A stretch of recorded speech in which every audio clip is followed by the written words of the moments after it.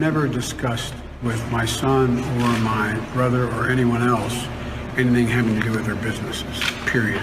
I did anything wrong, and I didn't realize he was on the board till after he'd been on the board, and at the same time, he has come forward and said it was a mistake on his part to be on the board.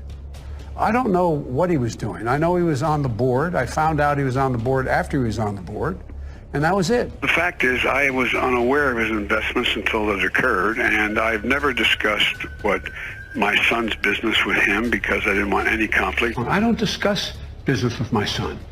I didn't know that was the case. I've never spoken to my son about his overseas business dealings. I've never discussed my business or their business, my sons or daughters, and I've never discussed them. Doesn't that contradict the president's statement saying that he never talked to any of Hunter Biden business associates? Clearly he talked, whether about the weather or whatever, but he said specifically that he's never talked to them.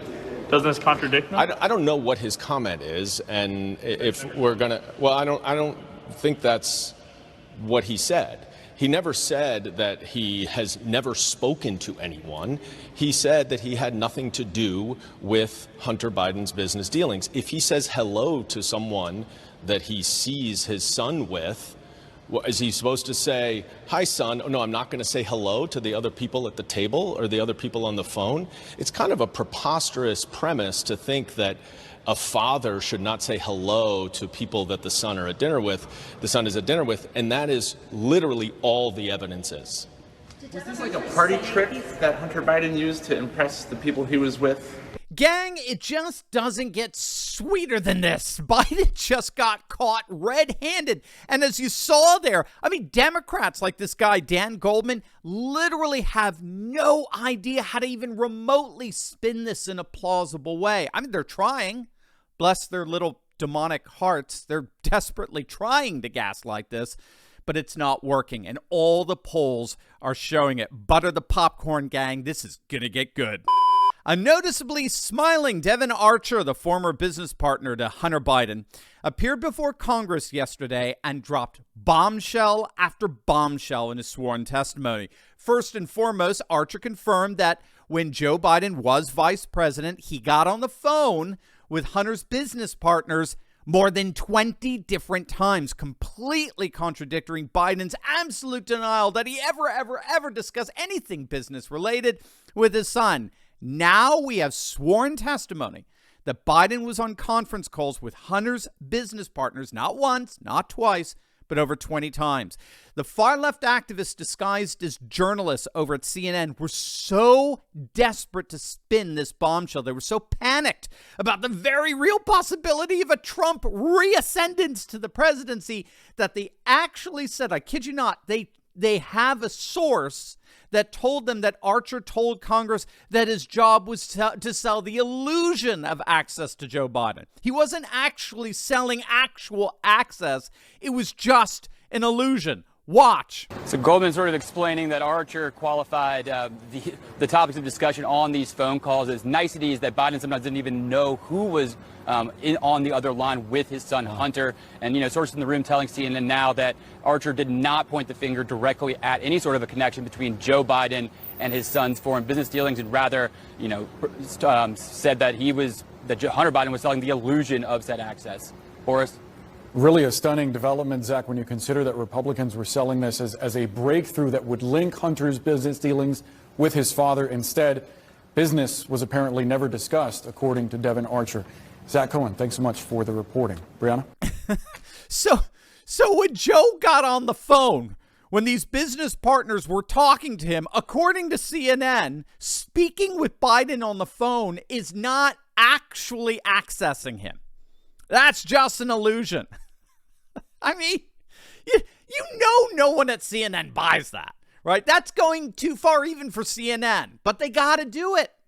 The only audience they have left are boomer Democrats, and that's the bullshit they want to hear. So CNN is giving it to them.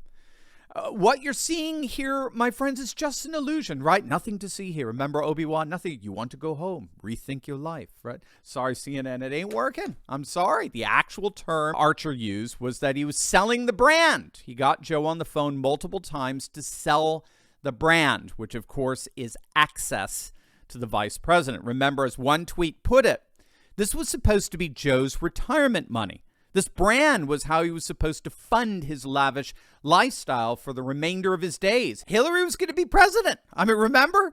In 2016, Hillary was just going to waltz right into the White House, having stopped Trump by 400 electoral points, and no one would know about any of this. And wait until you see what else crooked Hillary would have swept under the rug. But that reminds me, did you know that we can all use our elites' corruption decisively against them for our own benefit? You know what I'm talking about here, gang. Companies like BlackRock have been bribing corrupt politicians like Nancy Pelosi with insider trading secrets for decades now. They know a whole host of trading secrets that gives them an unfair advantage when picking stocks. But did you know that thanks to a little-known SEC database, guess what? We can have access to those very secrets as well. We could see what stocks these corporate CEOs are buying up in real time and then piggyback on their trades to gain the same advantage for ourselves that Pelosi and the crooks in D.C. have. My friend Ross Givens has been tracking insider trading for years, and his recommendations have led to investment returns of over 200%. Some have hit as high as nearly 1,500%. And now, gang, it's your turn. Click on that link below right now and learn how you too can learn to trade like Pelosi. Click on that link and learn how to gain an insider advantage for yourself today. According to Archer, Joe Biden met with Russia's Yelena Baturina, billionaire widow of Moscow's former mayor, while she was in Georgetown. And then shortly after the visit, she ended up investing $40 million in Hunter Biden's real estate ventures and ended up paying Hunter $3.5 million in consulting fees. And of course, it's just a coincidence that this Russian oligarch somehow didn't get sanctioned by the U.S. government last year, even when virtually all other oligarchs did. But of course, that's because it was all just an illusion of access to Sleepy Joe. It wasn't real access. I mean, they were probably just talking about the weather. Moreover, Archer testified that back in 2015, the owner of the corrupt Ukrainian energy company Burisma that paid Hunter $83,000 a month to sit on their board continuously pressured Hunter to get his vice president dad to step in and stop Ukrainian prosecutor Viktor Shokin investigating Burisma. Weeks later, well, why don't we let Sleepy Joe tell us what happened? I remember going over convincing our team, or others, to convincing us that we should be providing for loan guarantees. And I went over, I guess, the 12th, 13th time to Kyiv, and I was supposed to announce that there was another $1 billion loan guarantee. And I had gotten a commitment from Poroshenko and from Yatsenyuk that they would take action against the state prosecutor, and they didn't.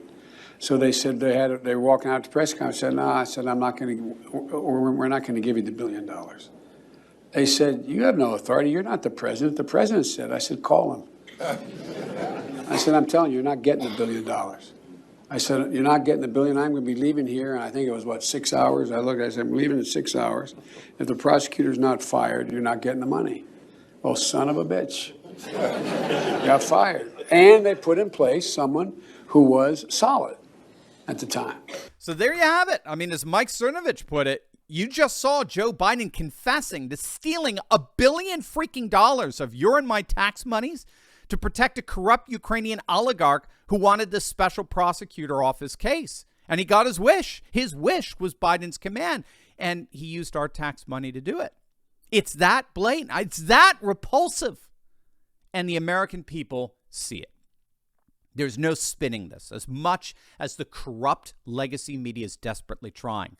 The latest Rasmussen poll found that 60% of likely voters, 60%, believe Biden is part of an illegal cover-up to hide his involvement in Hunter's illicit business activities. That number is only going to rise as more and more revelations like this come out. Even CNN is inadvertently admitting that.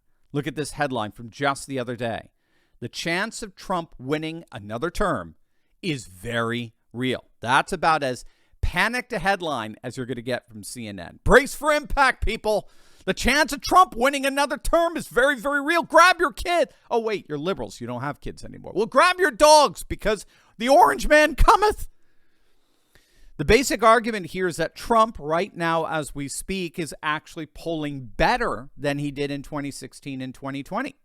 And he's in a historically stronger position to win, not just the Republican nomination. He's going to crush that, but the presidency itself. A new echelon poll just came out. Trump's beating Biden by 3. And in swing states, he's beating him by 6. And look at this for the nomination. Trump is beating all of his fellow competitors by more than all of their support combined. I mean, this isn't a primary, gang. This is a slaughter. I mean, it's a joke at this point. And look at this. It gets even worse for Biden.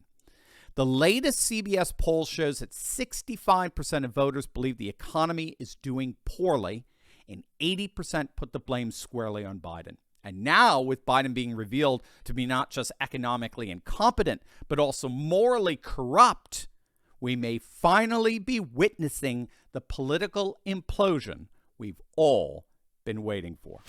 Are you ready to join the resistance? Because I'm leading a group of dedicated, courageous patriots who can lead a spearhead into the heart of the secular globalist establishment. We punished Bud Light and Target, driven CNN and the legacy media to near bankruptcy, forced BlackRock to backtrack on ESG, and now we're seeing our conservative-dominated Supreme Court ending affirmative action and protecting religious liberty. In my Insiders Club, I show you concrete steps to take locally and online that will only keep this mass uprising going until the battle is won. Don't wait. Click the link in my description below and join my Courageous Patriots Insiders Club today.